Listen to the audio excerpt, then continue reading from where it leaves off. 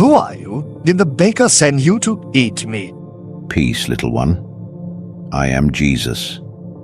And no, I don't eat my children.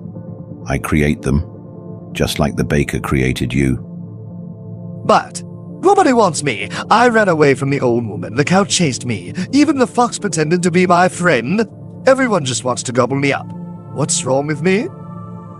Oh, sweet child, the problem isn't you. In John 15:18 I say, if the world hates you, keep in mind it hated me first. You're different, and that makes others misunderstand you. Different? I'm just a cookie. A snack. That's all I'll ever be. Let me tell you a secret. In Psalm 139 verse 14, I say, you are fearfully and wonderfully made. That baker didn't just make food, he made art. Your cinnamon swirls, my creativity, your gumdrop buttons, my joy, that perfect golden brown bake, my warmth. You mean I'm not just dessert? Far from it. In Matthew 5:13 I say, you are the salt of the earth, and you, little friend, are quite literally salted dough. Your purpose isn't just to be consumed, but to bring sweetness to the world. But how? Everyone keeps chasing me. Sometimes running isn't the answer. In Matthew 11:28, I say, come to me, all you who are weary from running, and I will give you rest. What if, instead of running from others, you ran toward helping them? But I'm just one little cookie. See that? Alone, it's just powder. But mixed with butter and sugar, it becomes something wonderful. In 1 Corinthians 12:12, I talk about how we're all parts of one body. Maybe you're meant to crumble a bit, so others can taste my love through you. You mean I could be shared? Like when the baker makes me for Christmas morning. Exactly. Your life isn't about being consumed, but about being given. Just like I gave myself as the bread of life in John 6:35. Your crumbs could feed a hungry child. Your smile could cheer a lonely heart. Even your story teaches children to be wise. I never thought of that. So when the fox chases me, You remember you're chasing a greater purpose.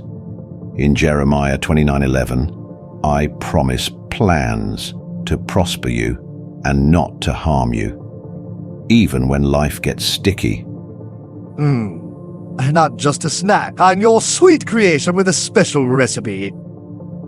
Yes, my little disciple. Now go and let your life be as sweet as your frosting to everyone you meet. Jesus. If I'm not just food, then why did the baker make me look so delicious? My gumdrop buttons are practically screaming, eat me. Ah, little one. In Isaiah 55:8-9, I say, my thoughts are not your thoughts. My ways are higher than your ways. That baker didn't know he was creating a teacher when he gave you those buttons, but I did. Your sweetness draws people in, just like my love does. But what about when people do try to eat me? Like that sneaky fox. Should I just let him? In Matthew 10:16 I advise, be as shrewd as snakes and as innocent as doves. You don't have to jump in his mouth, but you could leave crumbs of kindness along the riverbank to fill his hunger instead. I could feed him without being eaten, but I'm so small. What if I run out of crumbs? Remember the widow's flour jar in 1 Kings 17. It never ran out when she trusted me. Your sweetness will multiply when shared. That's kingdom math. Oh, what about oops? What about when I crumble by accident, like now? In 2 Corinthians 12:9, I promise my power is made perfect in weakness. Your broken pieces can still make someone's oatmeal special tomorrow morning. But if I get stale, or melt in the rain, or... Dear child, in Matthew 6:25-34, I talk about how I clothe the lilies and feed the sparrows. Do you think I'll care for flowers and birds, but forget my precious cookie? Your shelf life is in my hands. Okay, but if children laugh at my runny icing, or someone says I'm not a real person. In 1 Samuel 16:7, I remind everyone, man looks at the outward appearance, but I look at the heart. Your courage makes you more real than any cookie cutter ever could. Just one more question. If I'm your special cookie, does that mean there's gingerbread heaven?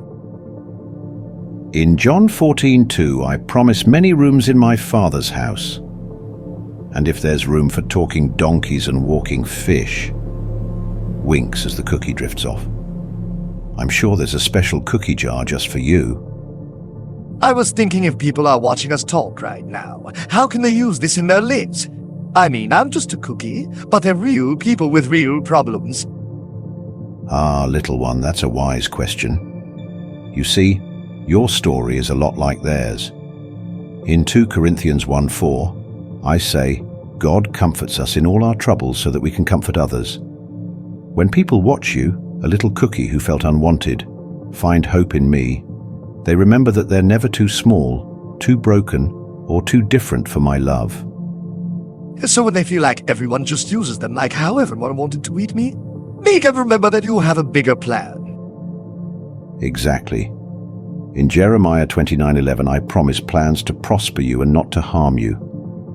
People watching might feel like their job, their past, or even their mistakes define them. But just like I showed you that you're more than a snack, I remind them they're more than their struggles. What about when they feel crumble like when I tripped and lost a piece? Then they can hold on to Psalm 34:18. The Lord is close to the brokenhearted. You didn't stop being my precious creation when you cracked, and neither do they. Even their broken pieces can bless others.